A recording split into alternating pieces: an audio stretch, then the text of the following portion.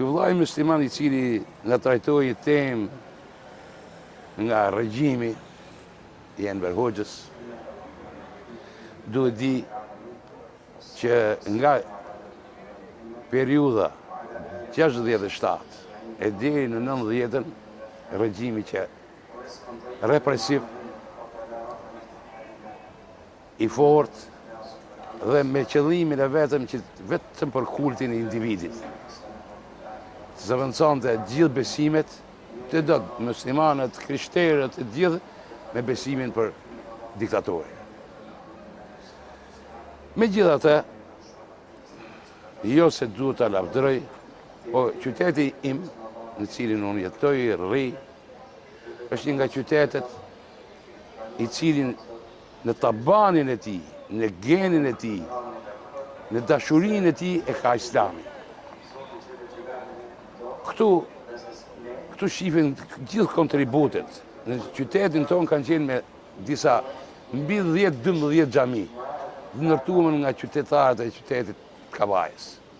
Edhe kjo xhami që kaq monumentale që është, pavarësisht se e shkatërroi regjimi, edhe kjo nga qytetarë Kavajës është. Megjithatë, në shtëpiat tona ne agjeronim, si agjeronim. Mbylli penxheret me perde që mos ta shihni që kishte drita. Agjeronim me atë, me duke komuniku me atë kalendaret e me ato njerëzit tonë që cilët nuk kishin mundësi të flisnin arabisht apo turqisht, të shikojshin radio të ose ndryshme, por megjithatë taboni ishte I fortë.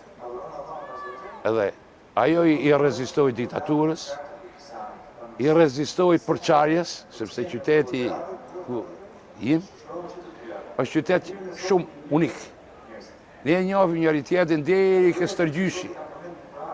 Ne e respektojmë. Ne marrëdhëniet tona I kemi pas gjithmonë të ngrohta dhe bashkëpunuese. Edhe këtë bazë e ka marrë besimi. Besimi dhe besimi Islam. E falenderojmë Allahun xhelle shanehu, mbajti Kosovën, mbajti Maqedoninë, mbajti Malin e Zi, mbajti Preshevën, që na ndahu nga ato të cilët deshën me na asimilu. Ky është qyteti. Ne kemi agjëruar edhe në kohën para 19-s. Të thash, e kemi agjëruar duke u nisur nga tabani familjar. Baba, nana, gjyshja, gjyshi.